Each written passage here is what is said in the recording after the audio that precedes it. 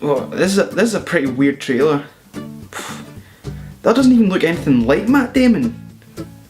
Oh, that's disgusting. How is she doing that with her leg? No, it's Bourne with a B. With a B? Oh.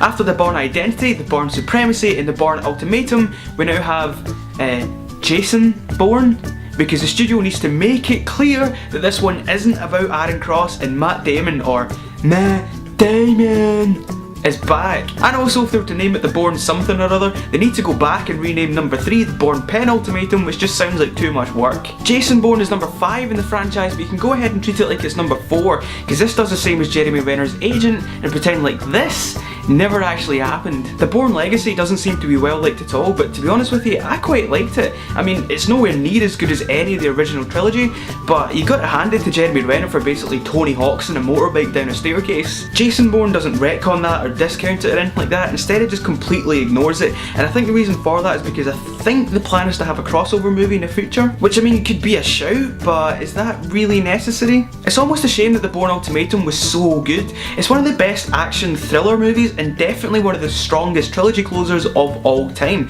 and Jason Bourne being the 5th in the franchise was never going to live up to that. If this was a standalone movie, it would actually be pretty good, but I think the reason that it's getting such middling reviews is because of what it's been benchmarked against. And while it is true that any of the original trilogy is probably better than this, I still really enjoyed it. Jason Bourne essentially follows the same pattern as the original 3.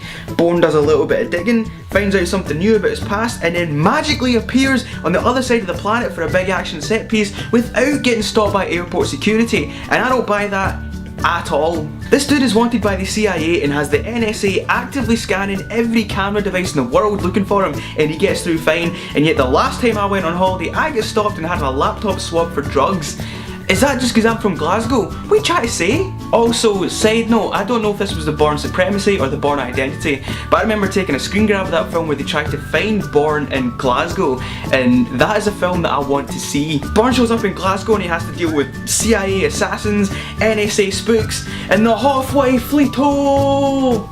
The action scenes in this are some of the best of any movie in the genre, let alone the series. There's 3 main ones, and the final car chase in Las Vegas is batshit mental. There's no particular moment like there was in the Bourne Ultimatum when he runs and jumps through the window, which has to be the most trailer-friendly moment that has ever happened in cinema. The closest thing is where Bourne falls off a roof and desperately grabs for power cables or phone lines on the way down. However, the scenes as a whole are tense, grippy action sequences that will leave you on the edge of your seat. And when the final fight comes, it is brutal. It's not as outright violent as the Morocco fight with Desh in the Bourne Ultimatum, where Bourne basically demolishes a bathroom with your man's head, but this is the first time where the 2 characters clash and actually have a personal beef, and as a result it feels so much more intimate and vicious. The great stunt work combined with some grimy cinematography and frenzied editing makes for a truly crushing scene, or as the stranger sitting beside me felt the need to put it, fucking hell!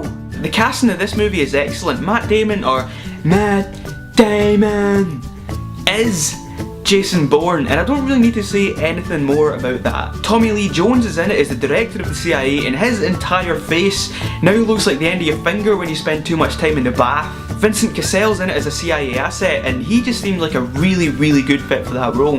I don't know if you've ever seen a movie called Welcome to the Punch, but that to me showed that he was very capable as an action movie star, and this just kind of takes it to the next level. The standout for me though was Alicia Vikander, who is absolutely killing it these days.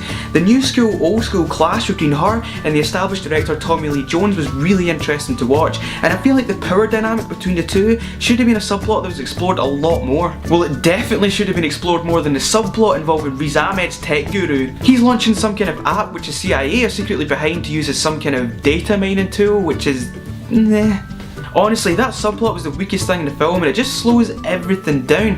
It could have been so much more interesting, you know? The CIA actively lying to people and using a popular app to mine your data without you knowing about it.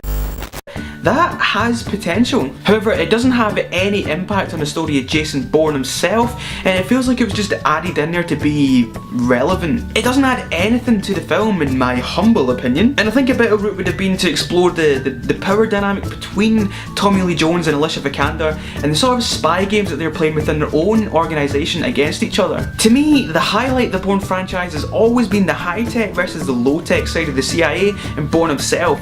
And while the CIA can, you know, remotely hack phones from continents away and employ the most sophisticated surveillance techniques known to man, that is not going to stop Bourne putting a table leg through your dome if he feels like it. This movie really focuses on that aspect, and it ramps up the tension through the fast cuts between the control room and the action on the street. It's unfortunately not as smart or as engaging as the original trilogy, and I think the reason for that is the fact that Tony Gilroy, who wrote the first 4 movies, isn't actually involved in this at all. In fact, the weakest element of this movie arguably is the screenplay, but the action sequences are so engrossing that you really don't notice it. Yes, Jason Bourne isn't as good as any of the original trilogy, but I thoroughly enjoyed it, and I really think that anybody who's a fan of the franchise will not regret spending money on a ticket. I'm going to give Jason Bourne 4 popcorns. Thanks very much for watching my review of Jason Bourne. If you and your friends are thinking of going to see this movie, then do us a favour and send them this review and see if it sways your decision. You can click right here to see my 2 latest reviews, or subscribe if you want to keep up with my videos as I put them out. Thanks very much for watching, and I'll see you next time.